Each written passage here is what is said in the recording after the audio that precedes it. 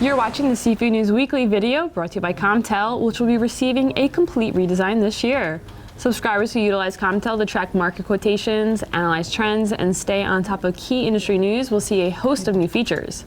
Streamlined navigation, customizable dashboards, filtering options, quick access to your favorite reports, and more will make Comtel an even more valuable tool for those impacted by the protein markets. I'm Seafood News Managing Editor Amanda Buckle. And I'm Seafood Market Reporter Lorin Castiglione. In our top story, the Coast Guard has suspended the search for a 130-foot Scandies Rose, a fishing vessel that sank on New Year's Eve about 170 miles southwest of Kodiak. 2 crewmen were rescued from a life raft. However, 5 other crewmen on board the vessel are still missing. The Coast Guard covered 1,400 square miles over the span of 20 hours, but ultimately were forced to call off the search at 6 p.m. on New Year's Day.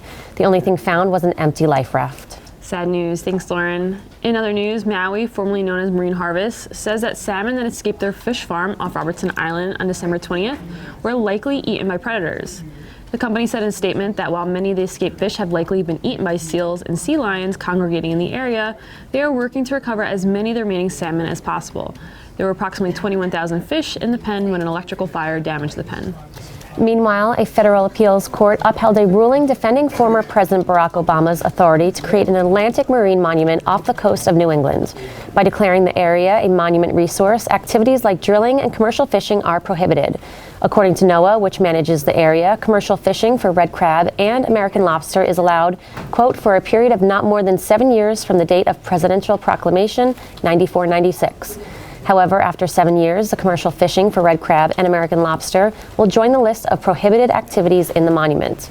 This rule led to a lawsuit by the commercial fishing industry. That lawsuit was ultimately dismissed by a federal judge last year, and this past week, the Court of Appeals for the District of Columbia Circuit upheld that decision. And finally, the new year kicked off with a minimum wage increase in 21 states, as well as 26 cities and counties. According to Economic Policy Institute, the minimum wage increase will affect 6.8 million workers across the country.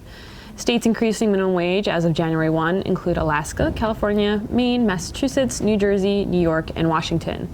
Increases will continue in 2020 with 4 additional states and 23 additional cities and counties raising their minimum wage later in the year. Thanks, Amanda. Be sure to head over to seafoodnews.com or visit the Seafood tab in Comtel for a comprehensive look at the latest market and industry news. And don't forget to listen to a new episode of the Seafood News Podcast released on SoundCloud every Monday. Thanks for watching. And you? Be well. What happened there? I got really confused. She took out the...